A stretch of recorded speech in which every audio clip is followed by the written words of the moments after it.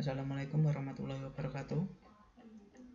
Perkenalkan, kami dari kelompok 8 izin mempresentasikan hasil diskusi kelompok kami dengan judul HTML5 dan CSS3. Sebelumnya perkenalkan anggota kelompok kami. Yang pertama saya sendiri, Muhammad Falihudin Dava, dengan nomor NPM 2008101023. Selanjutnya ada Ahmad Ibnu dengan NPM 2008101033. Yang terakhir ada Muhammad dengan nomor NPM 2008101022. Langsung ke materinya. Yang pertama ada HTML5. Saya ulas sedikit tentang penjelasan HTML. HTML atau Hypertext Markup Language bukan merupakan bahasa pemrograman, melainkan bahasa markup. Setelah ditemukan pertama kali pada tahun 1991 oleh Tim Berners-Lee, HTML memiliki banyak perubahan dan hingga saat ini HTML berada di versi HTML5. Next. Selanjutnya ada perkembangan HTML. HTML sudah mengalami sangat amat banyak pembaruan. Fitur-fitur baru selalu ditambahkan di setiap pembaruan. Lalu bagaimana lini masa perkembangan HTML sendiri? Yang pertama adalah pada tahun 1991, yaitu HTML 1.0. Tim Berners-Lee menciptakan HTML 1.0. Lalu selanjutnya pada tahun 1993 HTML 1.0 dirilis. Tidak banyak pengembang yang membuat situs web pada saat itu. Lalu pada tahun 1995 HTML 2.0 diterbitkan. Ini berisi fitur HTML 1.0 plus fitur baru. Ini tetap menjadi bahasa markup standar untuk merancang dan membuat situs web hingga 1997.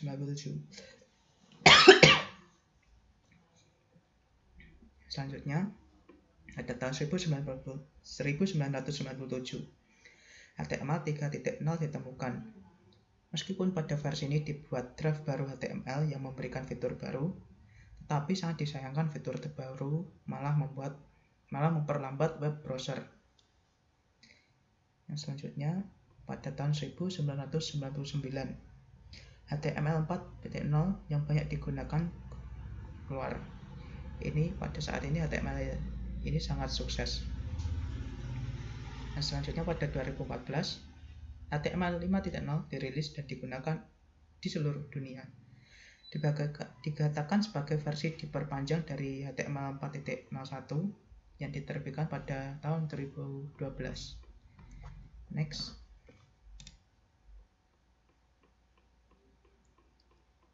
Tujuan pembaruan pada HTML.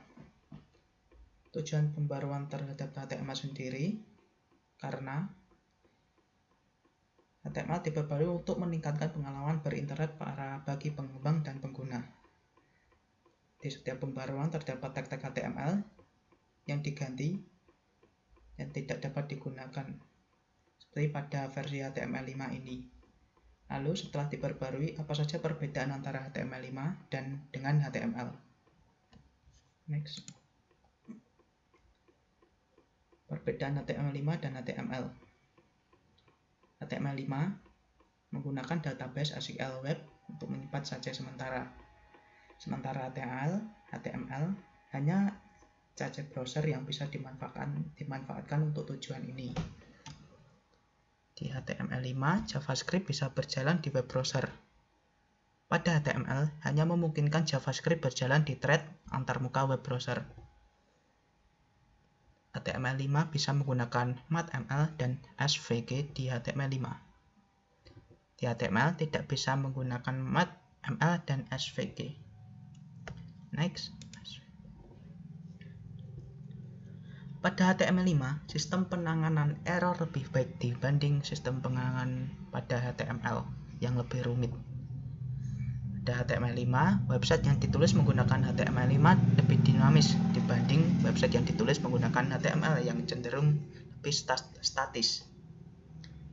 Pada HTML5, sintaknya lebih praktis, sedangkan pada HTML, sintak yang digunakan terlalu rumit sehingga tidak efisien.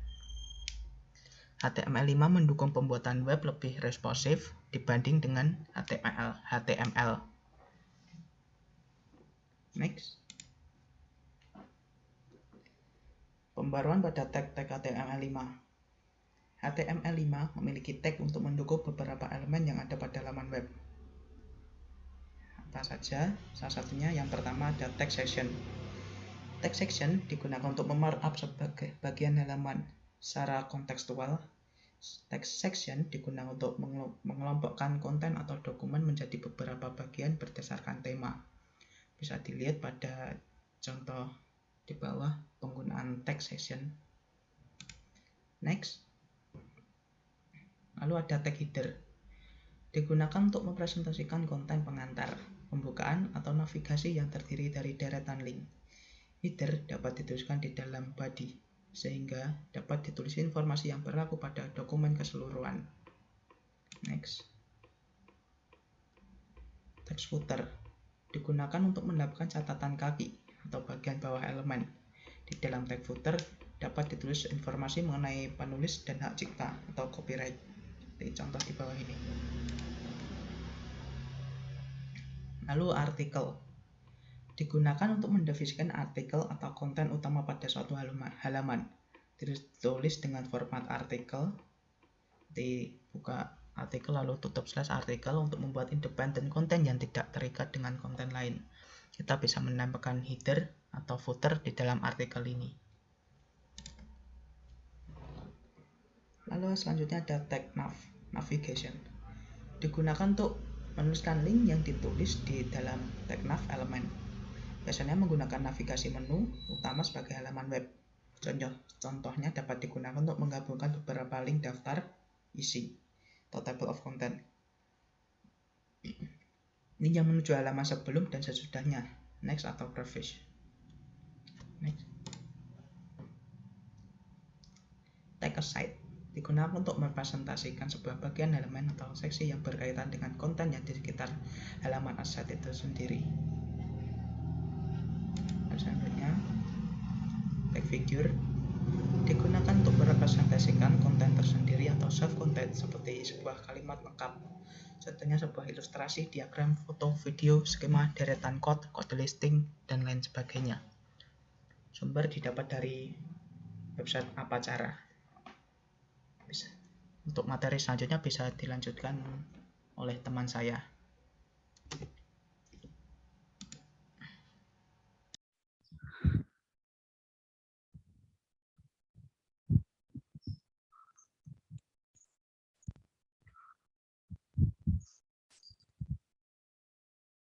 Di sini saya akan menjelaskan tentang HTML5 dan multimedia lanjutan dari apa yang sudah disampaikan teman saya sebelumnya.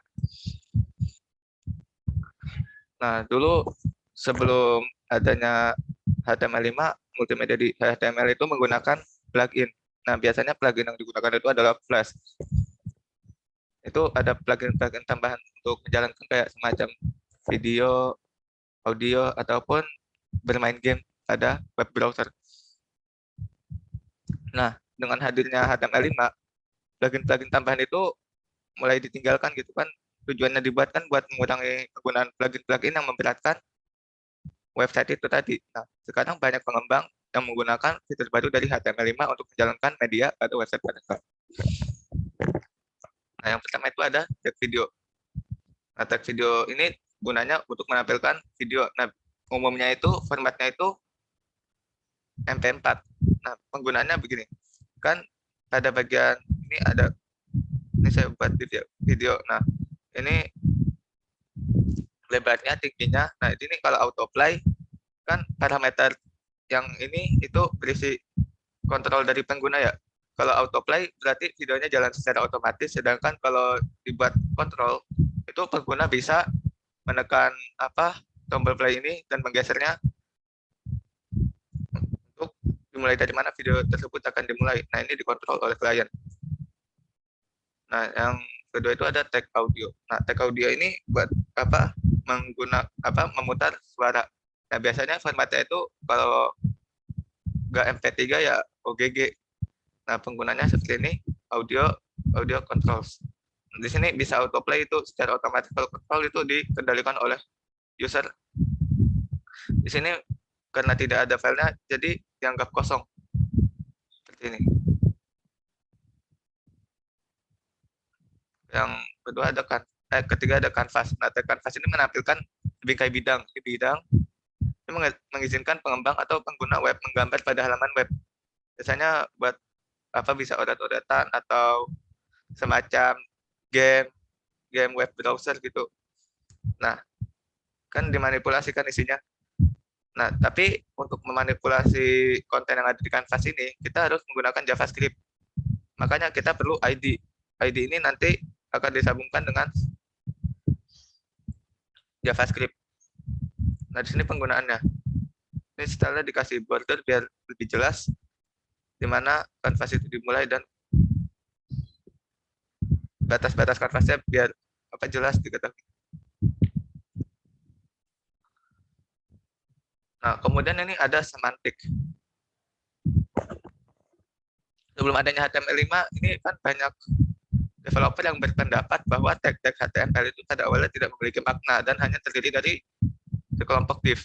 Nah, div kan bersifat blok ya. Blok, terus blok. Nah, span ini bersifat baris.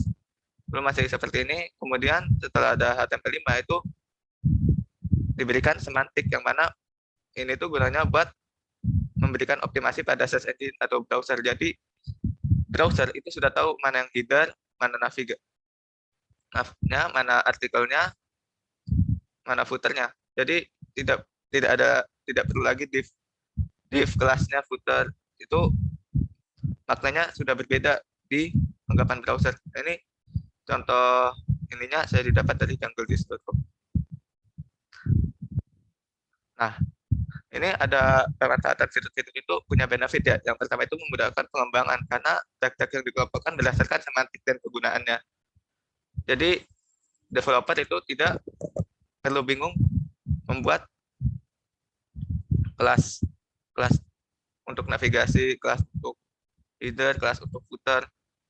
Tapi sebagian itu masih ada yang menggunakannya, sebagian sudah menggunakan semantik. Itu semacam apa, preferensi. Ya, tergantung developernya. Nah, pengembang atau user itu, nah sekarang itu pengembang atau user tidak perlu menginstal plugin tambahan yang memberatkan website menjalankan media. Jadi untuk menjalankan video yang ada di web browser itu sudah tidak perlu plugin Flash ya. Dulu kan zamannya sebelum HTML5 itu kalau ada video yang tampil gitu, kita butuh install plugin Flash. Terus juga kalau seandainya ada fungsi JavaScript, kita harus allow JavaScript gitu kan. Sekarang kan secara default itu JavaScript sudah bisa langsung berjalan ya. Nah, terus peningkatan sintaksis untuk konsistensi dan pengembangan. Jadi sintaks HTML yang sekarang dibuat lebih konsisten. Jadi kalau ada kalau ada tag yang kurang, misalnya di pojoknya, itu udah tidak terjadi undefined behavior lagi.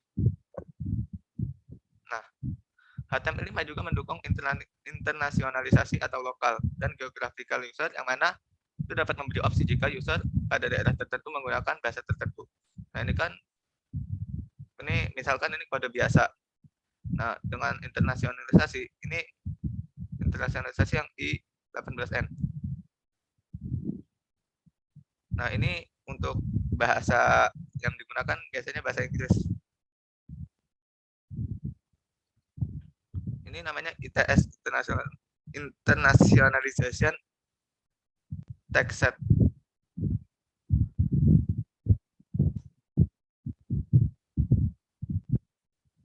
Nah, sekarang masuk ke CSS. Nah, perkembangan CSS itu kan dari CSS 1 ya. Hanya bisa seperti ini ya, masih basic tuh. Nah, sedangkan dengan CSS 3 sekarang itu sudah mulai banyak, ada namespace, ada border, multi-column, dan sebagainya. Nah, yang paling mendasar dari CSS 3 ini itu kita bisa membuat web responsif dengan Flexbox atau grid layout. Ya. Terus juga ada web animation, di mana pengembang itu bisa membuat animasi pada elemen-elemen tanpa menggunakan JavaScript lagi. Nah, tapi pada awalnya itu sebelum semua browser, jadi semuanya itu bertahap ya. Maka CSS3 memberikan kemampuan responsif sebelumnya untuk interaksi website. Yang dulu menggunakan JavaScript, sekarang sudah tidak perlu. Nah, sekarang itu lebih ringan karena sudah bundle gitu dari CSS-nya. Dapat fitur membuat tampilan menjadi lebih ringan dibandingkan dibuat metode lama. Oh ya, metode lama ini yang dimaksud misalkan kayak membuat border gitu atau semacam CSS grid. Untuk yang sekarang itu kan dulu saya lihat historinya itu menggunakan yang namanya table, sedangkan untuk border yang ujungnya lengkung itu dibuat menggunakan, kita menyisipkan gambar di ujung elemen tersebut. Kita tidak perlu menggunakan hal-hal semacam itu lagi karena sudah ada border round, terus juga ada flex, itu sudah mengatur elemennya. Dengan flex kita tidak perlu menghitung menghitung lebar layar atau tinggi layar agar menampilkan hal yang sangat presisi. Tapi kelemahannya ini agak sulit diprediksi juga jika terjadi perubahan layar. Nah, meski begitu kita perlu vendor traffic ya, mengingat ada beberapa behavior yang mungkin tidak bekerja pada browser tertentu. Dalam artian di sini tidak kompatibel. Jadi misalkan di browser Opera bisa jalan, di browser ini nggak bisa jalan. Biasanya Internet Explorer yang masih agak jadul. Di sini bisa kita lihat. Ini versi-versinya ya. Nah, border radius. Border radius mengizinkan pengembang untuk memberikan border melengkung pada ujung elemen. Meski begitu, tampilan elemen di dalamnya itu yang menyentuh ujung border itu tidak pengaruh. Jadi biasanya kalau orang-orang bikin ginian itu teksnya biasanya ditaruh tengah. Kalau ditaruh ujung biasanya dia agak keluar di sini. Nah, penerapannya seperti ini ya. Saya bikin beberapa div untuk membentuk kotak dengan lebar 100 kali 100. Ini border radius itu bisa, kalau biasanya untuk membuat lingkaran itu ya kali dengan 50%. Tapi di sini contoh yang dibuat ini kan kalau border radius saja itu sama saja memberikan semua ujung-ujungnya. Sedangkan kalau misalkan buat border bottom left atau top right atau apa, itu hanya salah satu. Kita bisa mengcustomnya bisa di satu sudut atau 2 atau 3 selera. Nah, opacity itu mengatur transparan. Behavior default itu jika kita ngatur opacity dari sebuah pattern, chart dari pattern tersebut memiliki opacity yang sama. Untuk mengkalinya biasanya orang-orang itu pakai RGBA. Nah, red, green, blue. Terus hanya itu alpha, nilai alpha, terus HSL, saturation sama light, hanya itu nilai alpha di chartnya. Nah, opacity ini hanya bisa memuat value dari 0,0 hingga 1. Nah, ini penggunaan umumnya seperti ini. Bisa kita lihat kotak merah ini kan dijadikan position relatif ya, biar bisa berpindah ke atas dari ini kotak yang warna biru. Jadi warnanya itu tembus. Jadi kita bisa melihat yang di belakang itu ada kotak biru.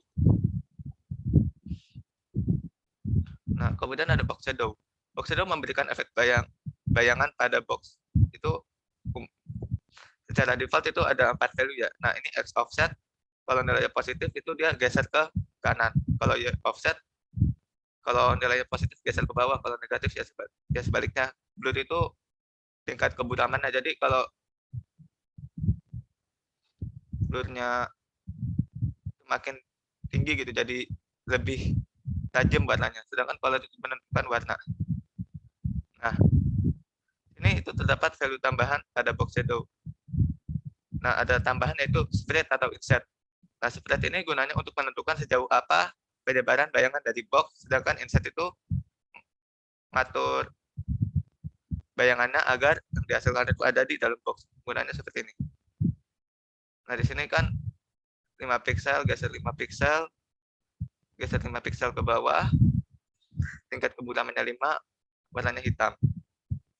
Ini kotak 2 dengan inset, jadi di dalam ini value dari X offset, Y offset, ini X offset, warnanya hitam.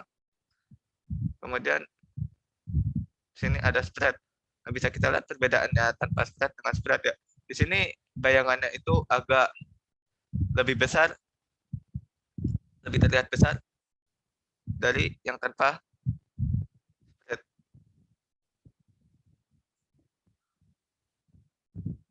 Nah, text shadow. Text shadow ini sama seperti halnya box shadow ya, tapi ini tuh penerapannya pada teks. Bisa kita lihat contohnya seperti ini ya. Nah, ini X offset, Y offset, ini blurnya, ini warnanya. Umumnya penggunanya sih seperti ini, tapi agak jarang melihat penggunaan untuk text shadow. Tapi untuk percobaan biasanya dibuat untuk teks-teks yang glowing.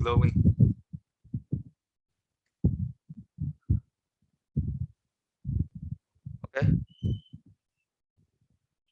sekian dari saya.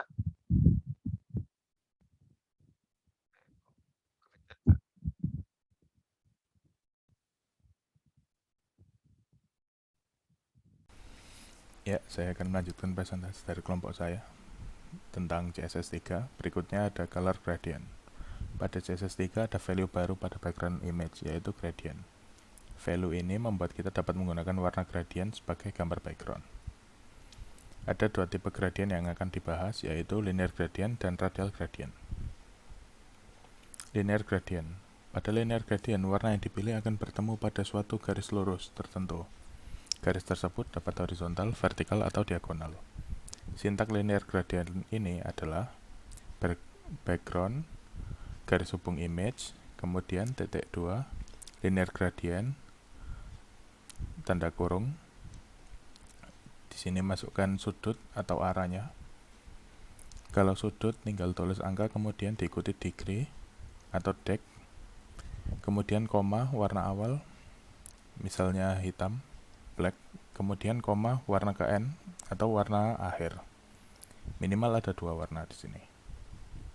Contohnya background image, linear gradient, dalam kurung 45 degree, blue, black, and red. Hasilnya seperti di bawah.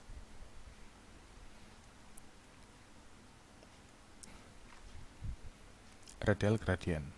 Jika pada linear gradient warna pertama dan kedua bertemu pada sebuah garis tertentu, pada radial gradient warna pertama akan menjadi pusat lingkaran dan warna kedua akan menjadi warna sekitar pusat lingkaran tersebut. Kedua warna tersebut akan bertemu pada bagian terluar pusat lingkaran. Sintak linear gradient ini adalah background image, titik 2 radial gradient, kemudian tanda kurung. Di sini pilih ellipse atau circle, kemudian tentukan range at posisi Y, lalu posisi X. Range sama posisi Y dan X ini bisa di skip.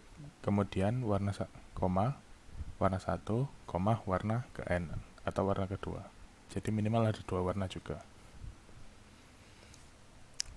Untuk range-nya ada 4, yaitu closest corner, kemudian closest side, farthest corner, dan farthest side.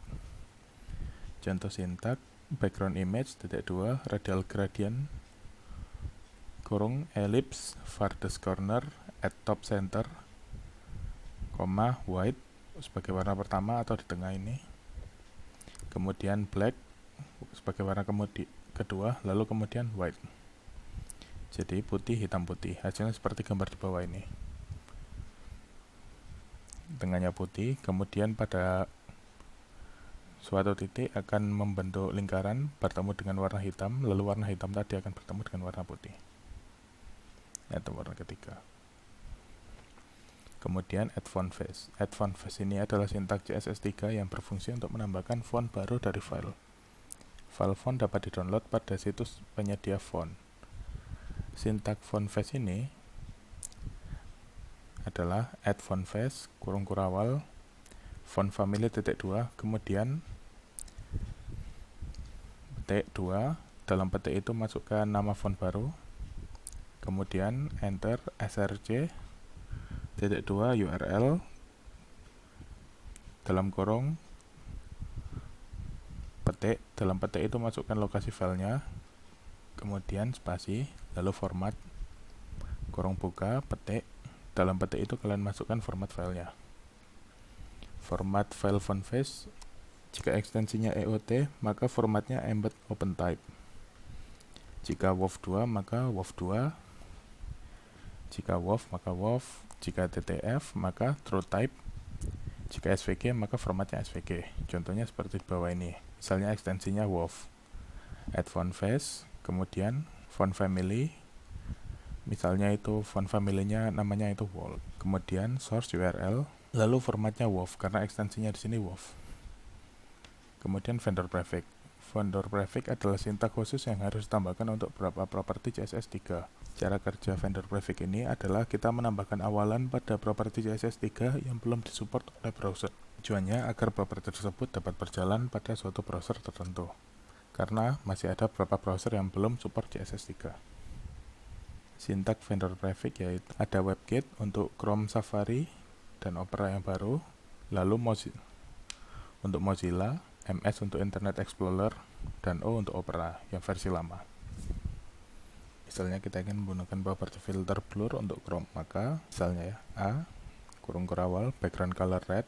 Jadi background color red ini akan kita filter blur. Jadi kita tambahkan WebKit, setelah WebKit kita kasih filter -2 blur 2 pixel semikolon. Kemudian di bawahnya kita tambahkan filter -2 blur 2 pixel semikolon. Jadi sama seperti di atasnya. Nanti hasilnya akan seperti gambar samping.